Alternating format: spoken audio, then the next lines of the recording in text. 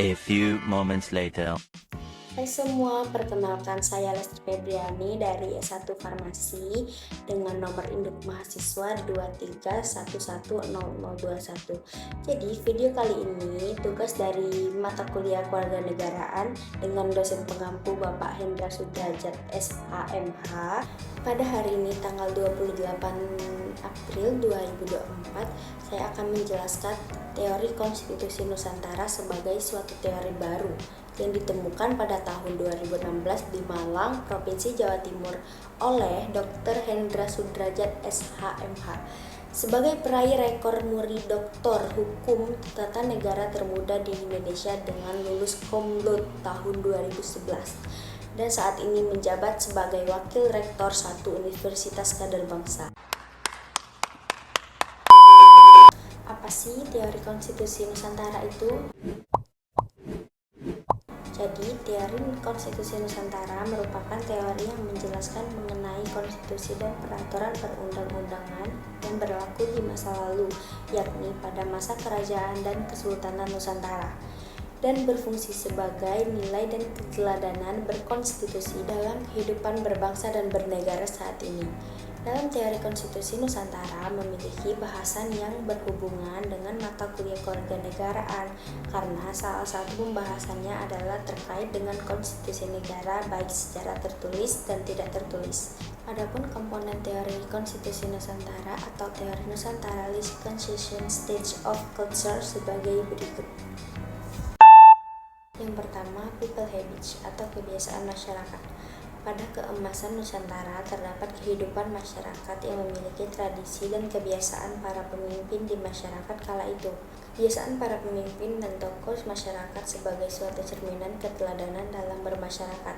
Keteladanan tersebut dilihat dalam perlakuan dan tindakan yang diikuti oleh anggota kelompok masyarakat yang menjadi modal terbentuknya suatu masyarakat, sehingga di mana ada masyarakat di situ terdapat hukum. Yang kedua, living law atau hukum yang hidup. Keteladanan yang muncul dari kebiasaan baik para tokoh masyarakat kemudian melahirkan hukum yang hidup, yang sebenarnya menciptakan hukum tidak tertulis dan hukum yang tertulis. Terdapat banyak hukum yang hidup dalam masyarakat, khususnya bagi masyarakat adat yang ada di Indonesia. Hukum yang hidup ini menjadi tradisi dan adat istiadat masyarakat Indonesia dan dijamin dalam konstitusi. Yang ketiga, power of king atau kekuatan pemimpin. Dalam sebuah kepemimpinan dibutuhkan suatu kekuatan pemimpin dalam menggerakkan kepemimpinannya, sehingga dalam teori konstitusi Nusantara dijelaskan bahwa hukum yang hidup tadi menjadi kekuatan pemimpin untuk menjalankan kepemimpinan pemerintahannya dan berlaku di setiap tingkatan kepemimpinan baik dari tingkat pusat sampai tingkat daerah. Kekuatan pemimpin akan melahirkan kebijakan publik yang dapat dirasakan masyarakat secara keseluruhan. Yang keempat, Royal Constitution atau konstitusi negara. Teori konstitusi Nusantara menjelaskan poin penting dari suatu konstitusi adalah materi muatan konstitusi, sehingga konstitusi negara berfungsi untuk mengatur tatanan bernegara, termasuk untuk membatasi kekuasaan negara, mengatur distribusi kekuasaan negara.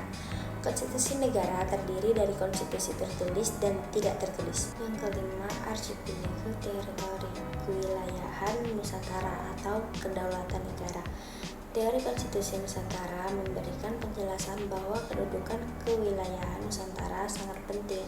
Penjelasan kewilayahan Nusantara sama artinya dengan kedudukan kedaulatan negara. Hal ini memberikan pemahaman secara umum bahwa negara terbentuk dari sebuah wilayah dan kedaulatan masing-masing negara, di samping berasal dari rakyat dan pemerintah, sehingga kewilayahan posisi keilmuannya penting untuk memperkuat posisi negara. Menurut Dr. Hendra Sudrajat SHMH sebagai dosen kewarganegaraan menjelaskan bahwa dari segi kewilayahan di Kota Palembang terdapat wilayah Ilir dan Ulu, yang sebenarnya dari segi teori konstitusi Nusantara merupakan kajian ketatanegaraan Nusantara yang perlu dipahami oleh generasi kini dan mendatang. Yang keenam, Kingdom Structure atau struktur negara. Kingdom Structure atau struktur negara dalam pembahasan teori konstitusi Nusantara merupakan struktur dan pembagian kekuasaan seperti kekuasaan legislatif, kekuasaan eksekutif, dan kekuasaan yudikatif. Struktur negara ini bekerja untuk memaksimalkan organ-organ negara dalam menjalankan kekuasaan pemerintahan negara. Menurut Dr. Hendra Sudrajat, SHMH, sebagai dosen kewarganegaraan menjelaskan bahwa pada masa kerajaan Sriwijaya terdapat prasasti Telaga Batu yang salah satu isi menuliskan tentang struktur ketatanegaraan di masa pemerintahan kerajaan Sriwijaya. Yang ketujuh, konsensus legality atau legalitas konsensus. Teori konstitusi Nusantara menjelaskan bahwa konsensus legality atau legalitas konsensus merupakan kesepakatan antara pemimpin dan rakyat dalam suatu negara. Hal ini terlihat pada penyerahan kedaulatan rakyat dalam konsep negara demokrasi melalui mekanisme konstitusional pemilihan umum yang terdiri dari pemilu legislatif, pemilu presiden dan wakil presiden, pilkada, dan pemilihan kepala desa. Menurut Dr. Hendra Sudrajat, SHMH, sebagai dosen kewarganegaraan menjelaskan bahwa konsensus legality dalam teori konstitusi Nusantara bisa dikaji dan diteliti pada pemilihan pemimpin marga atau dikenal dengan pemilihan Pazirah yang berlaku di Palembang. Yang kedelapan, state regulation atau regulasi negara. Regulasi negara dalam teori konstitusi Nusantara yang terdiri dari Undang-Undang Dasar Negara Kesatuan Republik Indonesia tahun 1945 dan undang-undang lainnya serta peraturan lain yang berada di bawahnya.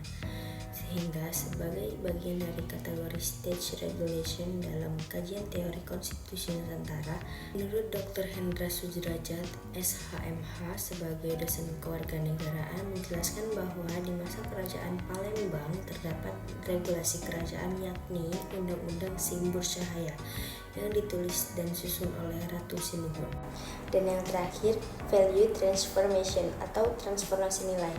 Dr. Hendra Sudrajat, SHMH, sebagai penemu teori konstitusi Nusantara selalu mengatakan bahwa Indonesia today and tomorrow is the reality of the archive Lego in the past, yang artinya Indonesia hari ini dan esok adalah kenyataan Nusantara di masa lalu. Sehingga komponen terakhir teori konstitusi Nusantara menjelaskan value transformation atau transformasi nilai konstitusi Nusantara di masa lampau yang dapat dijadikan sebagai keteladanan berkonstitusi pada negara Kesatuan Republik Indonesia saat ini. Karena negara mengalami krisis keteladanan bernegara sehingga transformasi nilai konstitusi sangat penting di masa mendatang.